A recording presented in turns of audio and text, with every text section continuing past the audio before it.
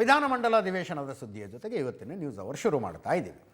ಇವತ್ತಿನ ಪ್ರಮುಖ ವಿಷಯ ಆಗಬೇಕಾದದ್ದು ವಿಧಾನಸಭೆಯಲ್ಲಿ ಸ್ಪೀಕರ್ ಆಯ್ಕೆ ಆಗಬೇಕಾಗಿತ್ತು, ವಿಧಾನ ಪರಿಷತ್ನಲ್ಲಿ ಸಭಾಧ್ಯಕ್ಷರ ಆಯ್ಕೆ ಆಗಬೇಕಾಗಿತ್ತು.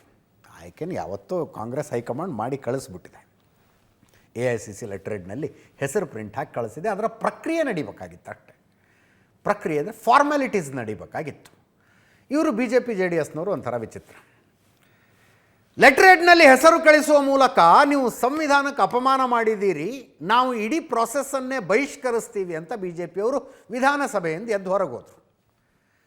ಸ್ಪೀಕರ್ ಹೆಸರು ಮಾತ್ರ ಅಲ್ರಿ, ಚೇರ್ಮನ್ ಹೆಸರು ಬಂದಿತ್ತು, ಸಭಾಧ್ಯಕ್ಷರ ಹೆಸರು ಲೆಟರ್ನಲ್ಲಿ ಬಂದಿತ್ತು. ಆದರೆ ವಿಧಾನ ಪರಿಷತ್ನಲ್ಲಿ ಕ್ಯಾಂಡಿಡೇಟ್ ಹಾಕಿದ್ರಿ ಅವರು, PH ಪೂಜಾರ್ ಅವರು ನಮ್ಮ ಕ್ಯಾಂಡಿಡೇಟು ಅಂತ. ವಾಟ್ ಎವರ್, ಇಲ್ಲಿ GS ಪಾಟೀಲರ ಆಯ್ಕೆಯ ಪ್ರಕ್ರಿಯೆ ನಡೀತಾ ಇದ್ದಾಗ BJP ಸದಸ್ಯರುಗಳ ಹೊರಗೆ ಹೋಗಿದ್ದರು. ಹೊರಗಂದ್ರೆ ಅಲ್ಲೇ ಲಾಂಜಲ್ಲಿ ಕೂತ್ಕೊಂಡಿರ್ತಾರೆ ಹೊರಗಡೆ. ಮುಗೀತಾ ನೋಡಿ ಪ್ರೊಸೆಸ್, ಒಳಗೆ ಬರ್ತೀವಿ ಅಂದರು. ಪ್ರೊಸೆಸ್ ಮುಗಿದ ಮೇಲೆ ಒಳಗೆ ಬಂದರು BJPಯ ಸದಸ್ಯರುಗಳು. ಸಂಪ್ರದಾಯ ಇರೋದು ಅವರನ್ನು ಮುಖ್ಯಮಂತ್ರಿಗಳು ಮತ್ತು ವಿರೋಧ ಪಕ್ಷದ ನಾಯಕರುಗಳು ಗೌರವಪೂರ್ವಕವಾಗಿ ಕರ್ಕೊಂಡು ಹೋಗಿ ಚೇರ್ ಮೇಲೆ ಕೂಡಿಸೋದು ಸಂಪ್ರದಾಯ. ಆ್ಯಕ್ಚುಲಿ ಸ್ಪೀಕರ್ ಸ್ಥಾನದಿಂದ ಕೆಳಗಿಳಿತಾ ಇರುವವರು ಹೋಗಿ ಕರ್ಕೊಂಡು ಹೋಗ್ಬೇಕಲ್ಲಿ. ಬಟ್ ಕೆಳಗಿಳಿದಂಥ UT ಖಾದರ್ ಅವರು ಮಿನಿಸ್ಟರ್ ಆಗಿ ಖಾತೆಗಳನ್ನು ಕೊಡೋ ಜವಾಬ್ದಾರಿ ತಗೊಂಡಾಗ್ಬಿಟ್ಟಿದೆ. He has become a political person ನಾವು. ಹಂಗಾಮಿ ಸ್ಪೀಕರ್ ಆಗಿದ್ದ TB ಜಯಚಂದ್ರ ಅವರು ಇದ್ದಾರೆ ನೋಡ್ರಿ, R ಅಶೋಕ್ ಪಕ್ಕದಲ್ಲಿದ್ದಾರೆ.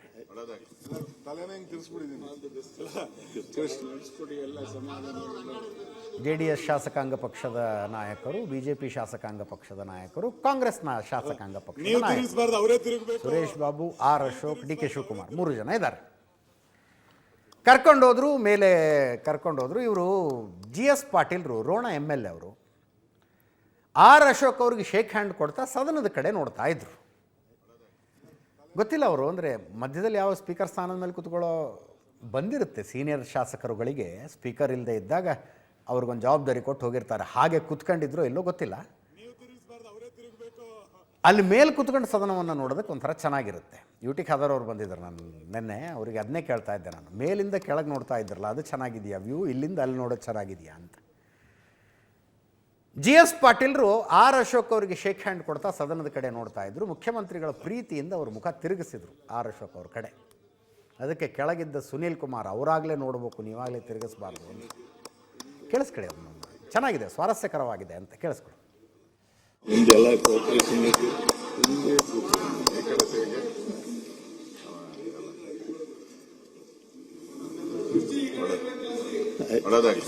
ತಲೆನೇ ಹಿಂಗೆ ತಿರ್ಸ್ಬಿಟ್ಟಿದ್ದೀನಿ. ಎಲ್ಲ ಸಮಾಧಾನ.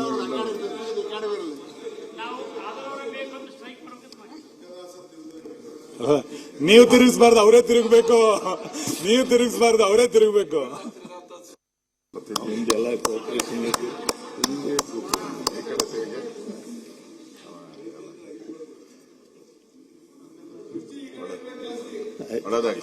ತಲೆನೇ ಹಿಂಗೆ ತಿರ್ಸ್ಬಿಟ್ಟಿದ್ದೀನಿ. ಎಲ್ಲ ಸಮಾಧಾನ.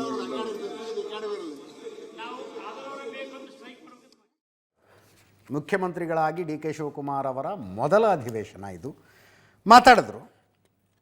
ನನಗೆ ಪರ್ಸ್ನಲಿ ಕೇಳಿದ್ರು, ವಿಧಾನಸಭೆಯಲ್ಲಿ ಮಾತನಾಡಿದ್ದಕ್ಕಿಂತ ವಿಧಾನ ಪರಿಷತ್ನಲ್ಲಿ ಮಾತನಾಡಿದ್ದು ಸ್ವಾರಸ್ಯಕರವಾಗಿತ್ತು.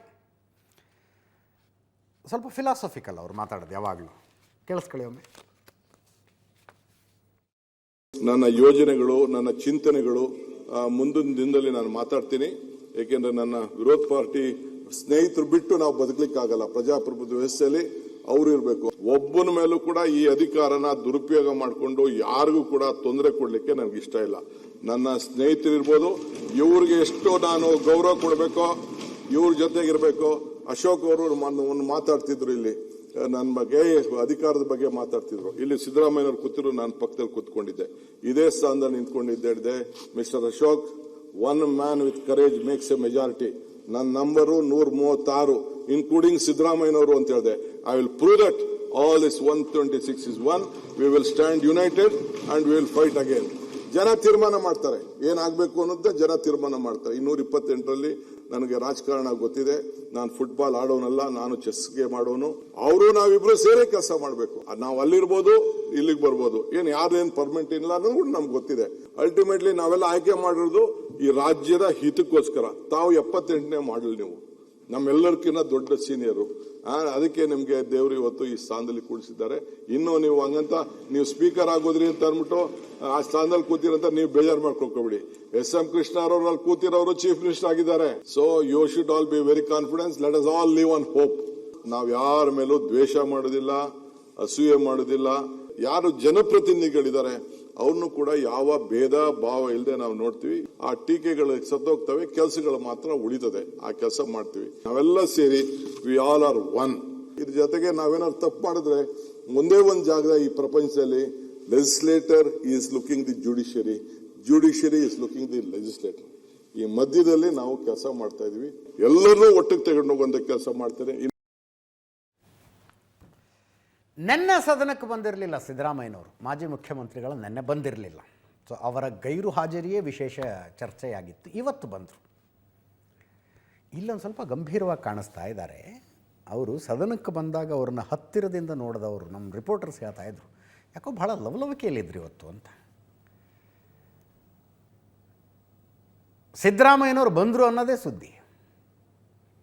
ಆಡಳಿತ ಪಕ್ಷದ ಸದಸ್ಯರು ಕುಳಿತುಕೊಳ್ಳುವ ಕಡೆ ಲಾಸ್ಟ್ ರೋನಲ್ಲಿ ಕೂತ್ಕೊಂಡಿದ್ರು. ಅನೇಕರು ಅಲ್ಲೇ ಹೋಗಿ ಮಾತಾಡಿಸಿ ಬರ್ತಾಯಿದ್ರು. ಕಾಂಗ್ರೆಸ್ನವ್ರಿಗಿಂತ BJPಯವರು ಜಾಸ್ತಿ ಮಾತಾಡಿದ್ರಂತೆ. ಸಿದ್ದರಾಮಯ್ಯನವ್ರ ಜೊತೆ ಹೋಗಿ ವಿಜಯೇಂದ್ರ ಅವರು ತುಂಬ ಹೊತ್ತು ಕೂತ್ಕೊಂಡಿದ್ರಂತೆ. ಸುಮ್ಮನೆ ಅಂದರೆ ನಾರ್ಮಲ್ ಮಾತುಗಳು.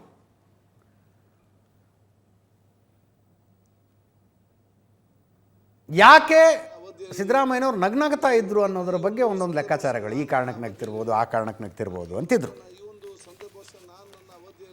ಇದು ವಿಧಾನಸಭೆಯದ್ದಾಯ್ತು. ಅಂದರೆ ನೋಡಿ, ಅವರು ಹೇಳಿದವರ ಹೆಸರು ಸಚಿವ ಸಂಪುಟದಲ್ಲಿ ಬರಲಿಲ್ಲ, ಅದು ಇದು ಕಾರಣಕ್ಕೇನು ಅಸಮಾಧಾನ ಇತ್ತಲ್ಲ, ಆ ಅಸಮಾಧಾನ ಮುಗಿದಿದೆ ಅಂತ ಅರ್ಥ ಮಾಡಿಕೊಳ್ಳಬಹುದಾ?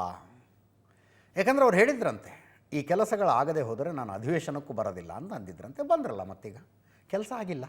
ಬಸವರಾಜ ಶಿವಣ್ಣವ್ರ ಕ್ಯಾಬಿನೆಟಿಗೆ ಬರಬೇಕು ಅಂತಿತ್ತು. ಏನಾದರೂ ಭರವಸೆ ಕೊಟ್ಟಿದ್ದಾರಾ, ಏನಾಗಿದೆ ಗೊತ್ತಿಲ್ಲ. ಅಲ್ಲಿ ಏನು ಮಾರ್ಕ್ ಮಾಡಿ ತೋರಿಸ್ತಾ ಇದ್ದೀವಲ್ಲ, ಜಾಸ್ತಿ ಕ್ರೌಡ್ ಅನಿಸುತ್ತೆ, ಅಲ್ಲಿ ಸಿದ್ದರಾಮಯ್ಯನವರು ಇದ್ದರು. ಇಷ್ಟು ವಿಧಾನಸಭೆಯದ್ದು. ವಿಧಾನ ಪರಿಷತ್ತಿಗೆ ಬಂದರೆ ಸಲೀಂ ಅಹಮ್ಮದ್ ಅವರು ಸಭಾಧ್ಯಕ್ಷರಾಗಬೇಕು ಅಂತ ಮುಖ್ಯಮಂತ್ರಿಗಳ ಸಲಹೆಯನ್ನು ಕಾಂಗ್ರೆಸ್ ಹೈಕಮಾಂಡ್ ಅಪ್ರೂವ್ ಮಾಡಿತ್ತು. ಅಪ್ರೂವ್ ಮಾಡಿ ಲೆಟರ್ ಹೆಡ್ನಲ್ಲಿ ಹೆಸರಾಗಿ ಕಳಿಸಿದ್ರು. ಅದರದ್ದು ಒಂದು ಪ್ರಕ್ರಿಯೆ ಅಂತ ಆಗಬೇಕಲ್ಲ. ಇಲ್ಲಿ NDAದವ್ರು ಕ್ಯಾಂಡಿಡೇಟ್ ಹಾಕಿದರು, PH ಪೂಜಾರ್ ಅವರನ್ನು. ನಂಬರ್ಸ್ ಕ್ಲಿಯರ್ ಇದೆ. ಕಾಂಗ್ರೆಸ್ಸಿಗೆ ಮೆಜಾರಿಟಿ ಇದೆ. 38 ಓಟು ಸಲೀಂ ಅಹಮ್ಮದ್ ತಗೊಂಡ್ರು, 30 ಓಟು PH ಪೂಜಾರ್ ತಗೊಂಡ್ರು. ಇಲ್ಲೂ ಕೂಡ ಹಂಗಾಮಿ ಸಭಾಧ್ಯಕ್ಷರಿದ್ದಾರೆ, ಪುಟ್ಟಣ್ಣ ಅವರು. ಸಭಾನಾಯಕರಾಗಿ ಅಂದರೆ ಕಾಂಗ್ರೆಸ್ ವಿಧಾನ ಪರಿಷತ್ ಸದಸ್ಯರುಗಳ ಲೀಡರ್ ಆಗಿ ಯತೀಂದ್ರ ಅವರು, ಡಾಕ್ಟರ್ ಯತೀಂದ್ರ ಅವರು ಆಗಿದ್ದಾರೆ. BJP ವಿಧಾನ ಪರಿಷತ್ ಸದಸ್ಯರುಗಳ ಲೀಡರ್ ಆಗಿ ಚಲವಾದಿ ನಾರಾಯಣ ಸ್ವಾಮಿ ಅವರು ಇದ್ದಾರೆ. ಕರ್ಕೊಂಬಂದ್ರು ಅವರು. ಹಿರಿಯ ಸದಸ್ಯರುಗಳಿದ್ರು, BK ಹರಿಪ್ರಸಾದ್ ಅವರೆಲ್ಲ ಇದ್ದಾರೆ. ಅವ್ರನ್ನ ಪೀಠದ ಮೇಲೆ ಕೂರುವಂತೆ ಮಾಡಲಾಯಿತು. ಇದಾದ ನಂತರ ಬಸವರಾಜ ಹೊರಟ್ಟಿ ಅವರು ಬಂದು ಅಭಿನಂದನೆ ಸಲ್ಲಿಸಿದ್ರು ಅವರಿಗೆ. ಈಗ ಸಭಾಧ್ಯಕ್ಷ ಸ್ಥಾನಕ್ಕೆ ರಾಜೀನಾಮೆ ಕೊಟ್ಟಿರುವ ಬಸವರಾಜ ಹೊರಟ್ಟಿ ಅವರು ಮೇಲೆ ಬಂದು ಅವರಿಗೆ ಶೇಕ್ ಹ್ಯಾಂಡ್ ಮಾಡಿದ್ರು. ಆ್ಯಕ್ಚುಲಿ ಹೊರಟ್ಟಿ ಅವರ ಆಸೆ ಇದ್ದದ್ದು ಇವತ್ತು ಆ ಪೀಠದಲ್ಲಿ ಕೂತ್ಕೊಂಡು ನಿಮ್ಮ ಸಹಕಾರಕ್ಕೆ ಧನ್ಯವಾದ, ಇಷ್ಟು ವರ್ಷ ನಾನು ನಡೆಸಿದೆ, ಅದು ಇದು ಮಾತಾಡಿ ರಾಜೀನಾಮೆ ಕೊಡಬೇಕು ಅಂತಿತ್ತು. ಅದಕ್ಕೆ ಅವಕಾಶ ಸಿಗಲಿಲ್ಲ ಅವರಿಗೆ. ಅವಕಾಶ ತಪ್ಪಿಸಲಾಯಿತು ಅನ್ನೋದು ಜೋರು ಚರ್ಚೆ ಇದೆ. ಹೊರಟ್ಟಿಯವರು ಮಾತಾಡಿದ್ರು, ಚಲವಾದಿ ನಾರಾಯಣ ಸ್ವಾಮಿ ಅವರು ಮಾತಾಡಿದ್ರು, ಅಭಿನಂದಿಸಿದ್ರು ಅವ್ರನ್ನ. ಹೊರಟ್ಟಿಯವ್ರದ್ದು ತೋರಿಸ್ತೀನಿ. ಎಸ್, ಮಾನ್ಯ ಸಭಾಪತಿಗಳೇ, ನೂತನವಾಗಿ ತಮ್ಮ ಆಯ್ಕೆ ನನಗೆ ಸಂತೋಷವನ್ನು ತಂದಿದೆ. ಸುಮಾರು 4 ದಶಕಗಳ ಕಾಲ ಜೊತೆಯಲ್ಲಿ ಕೆಲಸ ಮಾಡಿದ್ದೇವೆ. ಅನೇಕ ಹೋರಾಟಗಳಿರ್ಬೋದು, ಜನಸಾಮಾನ್ಯರ ಕೆಲಸಗಳಲ್ಲಿ ಭಾಗಿಯಾಗ್ತಕ್ಕಂಥ ಕೆಲಸಗಳನ್ನ ನಿಮ್ಮೊಟ್ಟಿಗೆ ಮಾಡಿದೆ. ವೈಯಕ್ತಿಕವಾಗಿ ನಾವು ಸ್ನೇಹಿತರು. ಆದರೆ ರಾಜಕೀಯವಾಗಿ ನೀತಿ ಸಿದ್ಧಾಂತಗಳಲ್ಲಿ ಬೇರೆ ಬೇರೆ ಪಕ್ಷಗಳಲ್ಲಿ ಕೆಲಸ ಮಾಡುವಾಗ ಆಯಾ ಪಕ್ಷಗಳಿಗೆ ನೀತಿ ಸಿದ್ಧಾಂತಗಳಿಗೆ ಕಟ್ಟು ಬಿದ್ದು ನಾವು ಕೆಲಸ ಮಾಡ್ತೇವೆ. ತಾವು ಜಾತ್ಯತೀತ ಮಾತ್ರವಲ್ಲ, ಪಕ್ಷಾತೀತವಾಗಿ ತಾವು ಇಲ್ಲಿ ಕೆಲಸ ಮಾಡಬೇಕಾಗತ್ತೆ. ತಮ್ಮ ಹೆಸರು ಪ್ರಸ್ತಾಪ ಆದಾಗ ಒಂದು ಪಕ್ಷದ ಲೆಟರ್ ಅಲ್ಲಿ ಬರಬಾರ್ದಾಗಿತ್ತು. ಗೌರವಾನ್ವಿತ ಮುಖ್ಯಮಂತ್ರಿಗಳಿಗೆ ಬಂದಾಗ ಅದು ಪಬ್ಲಿಕ್ ಡಾಕ್ಯುಮೆಂಟ್ ಆಗತ್ತೆ. ಇದು ಬರಬಾರ್ದಾಗಿತ್ತು. ಇದು ಅಪರಾಧವಾಗಿದೆ. ನಾನು ಸದನಕ್ಕೆ ನನ್ನ ಕೃತಜ್ಞತೆಗಳನ್ನು ತಿಳಿಸಿ ನನ್ನ ರಾಜೀನಾಮೆ ಕೊಡ್ತೇನೆ ಅಂತ ಹೇಳಿ ಹೇಳಿಕೆ ಕೊಟ್ಟಿದ್ದೇನೆ ಅಂತ ಹೇಳಿ ಅವ್ರು ಹೇಳಿದ್ರು. ತದನಂತರ ಕಚೇರಿಗೆ ಸುಮಾರು 30 ಜನರು ಬಂದರು. ಅದರಲ್ಲಿ ಮಾನ್ಯ ಮುಖ್ಯಮಂತ್ರಿಗಳು ಇದ್ರು. ಸಹಿ ಮಾಡಲೇಬೇಕು, ಒತ್ತಡ ಇದೆ ಅಂತೇಳಿ ನನಗೆ ಒತ್ತಾಯ ಮಾಡಿದ್ರು. ಆ ಕಾರಣದಿಂದ ನಾನು ಒತ್ತಡದಿಂದ ರಾಜೀನಾಮೆ ಕೊಟ್ಟಿದ್ದೇನೆ. ಇದು ನಾನು ಸ್ವಇಚ್ಛೆಯಿಂದ ಕೊಟ್ಟಿಲ್ಲ. ನಾವು ನಿಮ್ಮನ್ನು ಆಯ್ಕೆ ಮಾಡುವಾಗ ವಿರೋಧವೇ ಇರಬಾರದು. ಯಾಕಂತಂದ್ರೆ ಅದು ಪಕ್ಷಾತೀತವಾದ ಒಂದು ಆಯ್ಕೆ ಆಗಿರ್ಬೇಕಾಗಿತ್ತು. ನಾವು ನಮ್ಮ ಅಭ್ಯರ್ಥಿಯನ್ನ ಹಾಕಬೇಕು ಅಂತಿರಲಿಲ್ಲ. ಸಭಾಪತಿಯವರು ಇದ್ದಾಗ ಮಾನ್ಯ ಹೊರಟ್ಟಿಯವರಿಗೆ ದಬಾವಣೆ ಮಾಡಿ ಸಹಿ ಹಾಕಿಸಲಾಗಿದೆ ಅಂತಕ್ಕಂಥದ್ದು ಬಂದಾಗ ನಾವು ಅದನ್ನು ವಿರೋಧ ಮಾಡತಕ್ಕಂಥದ್ದು ಅನಿವಾರ್ಯವಾಯಿತು. ನಮಗೆ ನಾನು ಆಗ್ರಹ ಪಡಿಸ್ತಕ್ಕಂಥದ್ದು, ದಯವಿಟ್ಟು ಸರ್ಕಾರ ಇದಕ್ಕೆ ಉತ್ತರ ಕೊಡಬೇಕು. ಇವತ್ತ ನೀವು ಸಭಾಪತಿಯಾಗಿ ಆರಿಸಿ ಬಂದಿದ್ದರಿಂದ ನಮಗೆ ತುಂಬ ಹೆಮ್ಮೆ ಅನಿಸಿದೆ ಮತ್ತು ಅಭಿಮಾನ ಅನಿಸಿದೆ. ಯಾಕಂದರೆ ನಮ್ಮ ಸಂಕನೂರವ್ರು ಹೇಳಿದಂಗೆ ನಮ್ಮ ಜಿಲ್ಲೆ ರೆಪ್ರೆಸೆಂಟ್ ಮಾಡ್ತೀರಿ ನೀವು. ಅದಕ್ಕೆ ನಾನು ಸಭಾಪತಿ ಸ್ಥಾನದ ಕೆಳಗಿಳಿದ ಸ್ವಲ್ಪ ನೋವಾಗಿತ್ತು. ನೀವು ಬಂದ್ರಿ ಮತ್ತು ನಮ್ಮ ಜಿಲ್ಲೆಯವರು ಬಂದು ಅಂತೇಳಿ ಸಮಾಧಾನ ಆಯಿತು. ಅದಕ್ಕೆ ನಾನು ನಿಮಗೆ ಅಭಿನಂದನೆ ಸಲ್ಲಿಸ್ತೀನಿ. ಮತ್ತು ನಾನೇನು ತಿಳ್ಕೊಂಡಿದ್ದೆ, ನೀವು ಇನ್ನೂ ಭಾಳ ಸಣ್ಣವರು ತಿಳ್ಕೊಂಡಿದ್ದೆ. ನೀವು ಸೀನಿಯರ್ ಸಿಟಿಜನ್ ಅಂತ ಈಗ ಗೊತ್ತಾಯ್ತು ನನಗೆ. ಈಗ 62 ವರ್ಷ ಗೊತ್ತಾಯ್ತು ನನಗೆ. ರವಿ ಅವರು ಹೇಳಿದರು ಸರ್ ಸಭಾಪತಿಗಳೇ, ಏನಂದ್ರೆ ಇತ್ತಿತ್ತಲಾಗಿ ಗುಣಮಟ್ಟ ಕಡಿಮೆ ಆಗ್ತಿದೆ ಸದನ ಅನ್ನೋದನ್ನು ನಾನು 100ಕ್ಕೆ 100 ಅದನ್ನು ಒಪ್ತೀನಿ.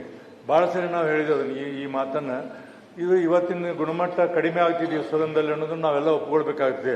ಯಾಕಂದ್ರೆ ಲಾಸ್ಟ್ ಇದರಲ್ಲಿ 3 ದಿವಸ ಒಂದು ಯಾವುದೋ ಒಂದು ಸಣ್ಣ ಕಾರಣಕ್ಕೆ, ಅಂದರೆ ಹಿಂದಿನ ಸೆಷನ್ನಲ್ಲಿ ಒಂದು ಹನಿ ಟ್ಯಾಪ್ ಸಲುವಾಗಿ 3 ದಿವಸ ಸಮಯವನ್ನು ಕಳೆದಂಥದ್ದು ಇಲ್ಲ ಕೈ ಅನುಭವ ಇದೆ. ಹಂಗಾಗಬಾರ್ದು. ನಾವೆಲ್ಲರೂ ನಿಮಗೆ ಸಹಕಾರ ಕೊಡ್ತೀವಿ. ಸದನವನ್ನು ಉತ್ತಮವಾದಂಥ ರೀತಿ ನಡೆಸಿ ಎಷ್ಟೇ ಸಮಯ ಆಗಲಿ ಎಲ್ಲರಿಗೂ ಸಹಿತ ತಾವು ಸಮಯವನ್ನು ಕೊಡ್ತೀರಿ ಮತ್ತು ಸದನವನ್ನು ಸರಿಯಾಗಿ ನಡುತ್ತೀರಿ ಅನ್ನುವಂಥ ಸಂಪೂರ್ಣವಂಥ ಭರವಸೆ ನನಗಿದೆ. PSI ಸಲುವಾಗಿ 5,000 ರೂಪಾಯಿ ಲಂಚ ತೊಗೊಂಡಾರ ಅಂತ ತಿಳ್ಕೊಂಡು ಹೇಳಿ ಚರ್ಚೆ ಆಗಿ ಗುಂಡೂರಾಯರು ಎಷ್ಟು ಹೇಳಿದ್ರು, ಕೈ ಮುಗಿದು ಹೇಳಿದ್ರು ಸಹಿತ ಇವ್ರು ಯಾರು ಕೇಳಿಲ್ಲ, ರಾಜೀನಾಮೆ ಕೊಡಿಸುವಂಥ ಪರಿಸ್ಥಿತಿ. ಆ್ಯಕ್ಚುಲಿ ಸಲೀಂ ಅಹಮ್ಮದ್ ಅವ್ರ ಏಜ್ 62 ಅಂದರು ಬಸವರಾಜ ಹೊರಟ್ಟಿ ಅವರು 59. ಸೀನಿಯರ್ ಸಿಟಿಸನ್ ಅನ್ಸ್ಕೊಳ್ಳೋದಕ್ಕೆ ಇನ್ನೊಂದು ವರ್ಷ ಬಾಕಿ ಇದೆ ಅವ್ರಿಗೆ. ಇಲ್ಲಿ ಮುಖ್ಯಮಂತ್ರಿಗಳು ಮಾತಾಡಿದ್ದರ ಬಗ್ಗೆ ಇಂಟ್ರಡಕ್ಷನ್ನಲ್ಲಿ ನಾನು ಪ್ರಸ್ತಾಪ ಮಾಡ್ತಾ ಇದ್ದದ್ದು. ರಾಜಕೀಯ ಪಕ್ಕಕ್ಕಿಟ್ಟು ರಾಜಕೀಯ ವಿರೋಧಿಗಳ ಬಗ್ಗೆ ಮಾತನಾಡಬೇಕು ಅಂತ ನಿಂತ್ಕೊಂಡು ಹಂಗಿತ್ತು. ರಾಜಕೀಯ ಪಕ್ಕಕ್ಕಿಟ್ಟು ಕುಮಾರಸ್ವಾಮಿ ಅವರನ್ನು ಹೊಗಳಿದ್ದರ ಬಗ್ಗೆ ಒಂದು ಸ್ವಲ್ಪ ಕೊಂಕಿತ್ತು ಅದರಲ್ಲಿ. ಯಾವ ಯೋಜನೆಗಳನ್ನು ನೀವು ಶುರು ಮಾಡಿದ್ರು ಅದನ್ನು ಈಗ ನೀವು ವಿರೋಧ ಮಾಡ್ತಾ ಇದ್ದೀರಿ ರಾಜಕೀಯ ಕಾರಣಕ್ಕೆ ಅಂತ. ಬಟ್ ಉಳಿದವರ ಬಗ್ಗೆ ಮಾತನಾಡಿದ್ದು JH ಪಟೇಲ್ರಿಂದ ಹಿಡಿದು ಅಟಲ್ ಬಿಹಾರಿ ವಾಜಪೇಯಿ ಅವರ ತನಕ. ಇಂಡಿಯಾ ಶೈನಿಂಗ್ ಅನ್ನುವ ಘೋಷಣೆ ಬಂದಿದ್ದೆ ಆವಾಗ ವಾಜಪೇಯಿ ರೋಡ್ ಮಾಡದೆ ಹೋಗಿದ್ರೆ ಇಷ್ಟೆಲ್ಲ ಆಗ್ತಿತ್ತ ಭಾರತದಲ್ಲಿ ಅಂತ ಮಾತಾಡಿದ್ರು ಅವರು. ನಾನು ಹೇಳೋದೇ, ನೀವೇ ಕೇಳಿಸ್ಕೊಂಬಿಡಿ ಒಮ್ಮೆ. ನಾನು ಈ ಅಧಿಕಾರ, this is not permanent to me. I know this it is not permanent to me. ಇದು ಜಾಸ್ತಿ ದಿನ ಅಧಿಕಾರ ಇರುವುದಿಲ್ಲ ಅನ್ನೋದು ನನಗೆ ಗೊತ್ತಿದೆ. ಆದರೆ ಈ ಇದ್ದಂಥ ಸಂದರ್ಭದಲ್ಲಿ ನಾವು ಏನು ಮಾಡ್ತೀವಿ ಅಂತ ಬಹಳ ಮುಖ್ಯ ಅಲ್ವಾ. ಈ ಜೈಲು ನೋಡಿದ್ದೀವಿ, ಬೇಲು ನೋಡಿದ್ದೀವಿ. ನಾನು ಕಳಿಸಿದ್ರು ಜೈಲಿಗೆ, ನಾನು ಹೋದೆ. ನಾ ಜೈಲಿಂದ ಬೀಚೆ ಬಂದಾಗ ಜನ ಬಂದು ಓಹೋ ಇವನು ದೊಡ್ಡ ಸಾಧನೆ ಮಾಡಿ ಬಂದ್ಬಿಟ್ಟಿದ್ದಾನೆ ಅಂತ ಎಲ್ಲ ಟೀಕೆ ಮಾಡ್ತಾ ಇದ್ರು. ಪಾಪ ಯಡಿಯೂರಪ್ಪನವ್ರಿಗೂ ಕಳಿಸಿದ್ರು, ಅವ್ರು ಹೋಗಿ ಜನ ಸ್ವೀಕಾರ ಮಾಡಿದ್ರು. ನಾನು ಜೈಲಿಗೆ ಒಳಗಡೆ ಹೋದ ತಕ್ಷಣ ಮುಗಿದೇ ಹೋಯ್ತು ನನ್ನ ರಾಜಕಾರಣ ಅಂತ ಹೇಳ್ತಾ ಇದ್ರು. But god was kind. ಈ ರಾಜ್ಯದ ಪ್ರತಿಯೊಬ್ಬ ಜನ, ಪ್ರತಿಯೊಬ್ಬ ತಾಯಂದಿರು ಪಕ್ಷ ಭೇದವನ್ನು ಮರೆತು ನಿಮ್ಮಂತವರೆಲ್ಲ ಸೇರಿ ಈ DK ಶಿವಕುಮಾರ್ಗೆ ಅನ್ಯಾಯ ಆಗಬಾರ್ದು ಅಂತೇಳಿ ತಾವು ಪ್ರಾರ್ಥನೆ ಮಾಡಿದ್ರಲ್ಲ, ಇವತ್ತು ನಾನು ಈಚೆ ಬಂದು ಇವತ್ತು ಈ ಸೇವೆ ಮಾಡಲಿಕ್ಕೆ ನನಗೆ ಭಗವಂತ ಈ ಅವಕಾಶ ಕೊಟ್ಟಿದ್ದಾನೆ. ಈ ಸೇವೆ, ಈ ಚೇರು ದುರುಪಯೋಗ ಮಾಡ್ಕೊಳಕ್ ಹೋಗುದಿಲ್ಲ, ದ್ವೇಷ ಮಾಡಕ್ ಹೋಗುದಿಲ್ಲ. ತಮಗೂ ಗೊತ್ತಿದೆ, ಕಾಲೇಜಲ್ಲಿ ಇದ್ದಂಗೆ ಟಿಕೆಟ್ ಸಿಕ್ದವನು, ಚಿಕ್ಕ ವಯಸ್ಸಿನಲ್ಲೇ ಮದುವೆ ಹಾಕಿನ ಮುಂಚಿದಾಗ ಮಂತ್ರಿ ಆದವನು ನಾನು. My heart is clear. I will go by my conscious. Ultimate ಆತ್ಮಸಾಕ್ಷಿ ಅಂತ ಇರ್ಬೇಕಲ್ಲ, ಆತ್ಮಸಾಕ್ಷಿ ಪರವಾಗಿ ಇವತ್ತು ನಾನು ಕೆಲಸ ಮಾಡಬೇಕು ಅಂತೇಳಿ ನಾನು ಕೂತ್ಕೊಂಡಿದ್ದೇನೆ. DK, ನಾನು ಜೈಲು ಮಂತ್ರಿ ಆಗಿದ್ದೆ, ನಾನು ಇವತ್ತು ಚೀಫ್ ಮಿನಿಸ್ಟರ್ ಆಗಿದ್ದೀನಿ, ನೀನು ಒಂದಿನ ಚೀಫ್ ಮಿನಿಸ್ಟರ್ ಆಗಬೇಕು ಅಂತ ಹೇಳಿ ಅವರು ನನಗೆ ಕೊಟ್ಟರು. ದಿಸ್ ಬಂಗಾರಪ್ಪ. ಅಧಿಕಾರ ಬರ್ತದೆ, ಅಧಿಕಾರ ಹೋಗ್ತದೆ. ನಾಳೆ ನೀವು ಇಲ್ಲೆಲ್ಲ ಬಂದು ಕೂತ್ಕೊಳ್ಬಹುದು, ನಾವು ಅಲ್ಲಿ ಬಂದು ಕೂತ್ಕೊಳ್ಬಹುದು. ನಿಮ್ಮಲ್ಲಿರೋರು ಎಷ್ಟೋ ಜನ 5-6 ಜನ you can become chief minister, nothing is possible. ಯಶಸ್ಸು ಕಾಣ್ಬೇಕಾದ್ರೆ ಅಧ್ಯಕ್ಷರೇ ಧರ್ಮರಾಯನ ಧರ್ಮತ್ವ ಇರಬೇಕು, ದಾನಶೂರ ಕರ್ಣನ ದಾನತ್ವ ಇರಬೇಕು, ಅರ್ಜುನನ ಗುರು ಇರಬೇಕು, ಭೀಮನ ಬಲ ಇರಬೇಕು, ವಿದುರನ ನೀತಿ ಇರಬೇಕು, ಕೃಷ್ಣನ ತಂತ್ರ ಕೂಡ ಇರಬೇಕು. ಆಗ ಮಾತ್ರ ಯಶಸ್ಸು ಕಾಣ್ಲಿಕ್ಕೆ ಸಾಧ್ಯ. ಯತೀಂದ್ರ ಅವ್ರಿಗೆ ಹೇಳಿದ್ರೆ ನಾನು ಅವ್ರಿಗೆ ತೋರಿಸ್ಬಿಟ್ಟು ಏನ್ ಹೇಳ್ತಾರೆ, ವಿದುರನ ನೀತಿ ಅಂತ ಹೇಳಿದೆ. ವಿದುರನ ನೀತಿ ಇದೆಯಲ್ಲ, it is very important in life. ನಿಮ್ದು ಯಾವ್ದು ನೀತಿ? ಅವನ್ ಬೇಸಿಕ್ ಪ್ರಿನ್ಸಿಪಲ್. ನಿಮ್ದು ಯಾವ್ದು ನೀತಿ? ಧರ್ಮರಾಯನ ಧರ್ಮತ್ವ. ನಾನು ಕೃಷ್ಣ ಅವ್ರ ಹತ್ರ ಕೆಲಸ ಮಾಡಿದ್ದೀನಿ, ಬಂಗಾರಪ್ಪನವ್ರ ಹತ್ರ ಕೆಲಸ ಮಾಡಿದ್ದೀನಿ, ಬೇರೆ ಸಿದ್ದರಾಮಯ್ಯನವ್ರ ಹತ್ರ ಕೆಲಸ ಮಾಡಿದ್ದೀನಿ, ಇನ್ನು ಬೇಕಾದಷ್ಟು ಚೀಫ್ ಮಿನಿಸ್ಟರ್ಗಳು ಕೂಡ ನೋಡಿದ್ದೀನಿ, ಕುಮಾರಸ್ವಾಮಿನೂ ನೋಡಿದ್ದೀನಿ, ಯಡಿಯೂರಪ್ಪನೂ ನೋಡಿದ್ದೀನಿ. But such a large hearted chief minister, ಆ ಹೃದಯ ಶ್ರೀಮಂತಿಕೆ ಇದ್ದಂಥ chief minister it is J H. Patel ಅನ್ನೋದನ್ನ ನಾನು ಹೇಳಲಿಕ್ಕೆ ನನಗೆ ಬಹಳ ಸಂತೋಷ ಆಗ್ತದೆ. ಕುಮಾರಸ್ವಾಮಿ ಅವರ ಕಾಲದಲ್ಲಿ, Kumaraswamy politically yes we may differ, but Kumaraswamy ಅವರ ಯೋಜನೆ ಕೂಡ ಇವತ್ತು ನಾನು ಒಪ್ತೇನೆ. ಇವತ್ತೇನು ಅವತ್ತಿನ ಕಾಲದಲ್ಲಿ ಪೆರಿಫೆರಲ್ ರಿಂಗ್ ರೋಡ್ ಆಗಬೇಕು, ದೇವೇಗೌಡರು ಪ್ರೈಮ್ ಮಿನಿಸ್ಟರ್ ಆಗಿದ್ದಂಥ ಸಂದರ್ಭದಲ್ಲಿ ಇವತ್ತು ನೈಸ್ ಟೀಕೆ ಮಾಡ್ತಾ ಇರ್ಬೋದು, ನೈಸ್ ಆಡಳಿತ ಸರಿ ಇಲ್ಲದೆ ಇರ್ಬೋದು, ಆ ಯೋಜನೆಗೆ ಸಿಗ್ನೇಚರ್ ಹಾಕಿ ಅವರು ಮಾಡಿ ಆ ನೈಸ್ ಆಗ್ಬೇಕು ಅಂತೇಳಿ ಅವತ್ತು ಮಾಡಿದ್ರಲ್ಲ, ಇವತ್ತು ನೈಸ್ ರೋಡ್ ಇಲ್ಲ ಅಂದಿದ್ದರೆ ಬೆಂಗಳೂರು ಏನಾಗ್ತಿತ್ತು ಅಂತ ತಾವು ಯೋಚನೆ ಮಾಡಿ. Kumaraswamy vision also was very good. ಇವತ್ತು ನಾವೆಲ್ಲ ಟೀಕೆ ಮಾಡ್ತಾ ಇದ್ದಾರೆ ಇದನ್ನ ಬಿಡದಿ ಮತ್ತೊಂದು ಬಗ್ಗೆ. ನಾನು ಅದನ್ನ ಚರ್ಚೆ ಮಾಡಕ್ ಹೋಗುದಿಲ್ಲ, ಬಿಡದಿ ವಿಚಾರ ಆಮೇಲೆ ನಿಧಾನಕ್ಕೆ ಮಾತಾಡೋಣ, ನೀವೇ ಬೇಕಾದ್ರೆ ತೆಗೆದುಕೊಂಡು ಬನ್ನಿ, ವಿಲ್ ಡಿಸ್ಕಸ್ ಅದು. ಬಟ್ ದಿ ಪ್ಲಾನಿಂಗ್ ಇದೆಯಲ್ಲ, ದಟ್ ವಾಸ್ ವೆರಿ ಗುಡ್. ಆ ಸಂದರ್ಭದಲ್ಲಿ ವಾಜಪೇಯಿ ಸಾಹೇಬರು ಬಂದಿದ್ರು ಇನಾಗ್ರೇಷನ್ ಬಂದಾಗ, ಅವ್ರು ಹೇಳಿದ್ರು ನಾವು all those world leaders are first coming to Bangalore then they are coming to Delhi ಅಂತೇಳಿ ಅಟಲ್ ಬಿಹಾರಿ ವಾಜಪೇಯಿ ಹೇಳಿದಂತ ಮಾತು. ಅವರ ಕಾಲದಲ್ಲಿ ಇವತ್ತು ಏನಾದ್ರು ಟ್ರಾನ್ಸ್ಫರ್ಮೇಷನ್ ಆಗಿತ್ತು ಅಂತಂದ್ರೆ, ಗೋಡಲ್ ಟ್ರಯಾಂಗಲ್ ಅಂತ ರೋಡ್ ಏನಾದ್ರು ಮಾಡಲಿಲ್ಲ ಅಂತಂದ್ರೆ ಇಡೀ ದೇಶದಲ್ಲಿ ಇಂಥ ರಸ್ತೆ ವ್ಯವಸ್ಥೆ ಇರಲಿಲ್ಲ. The contribution of Vajpayee, he could not succeed, there is a different question. India is shining ಅಂತ ಬಂತು, ಬಟ್ ಅವರ ಕಾರ್ಯಕ್ರಮನ ನಾವು ಯಾರು ಕೂಡ ಅಲ್ಗೊಳ್ಳಲಿಕ್ಕೆ ಸಾಧ್ಯ ಇಲ್ಲ.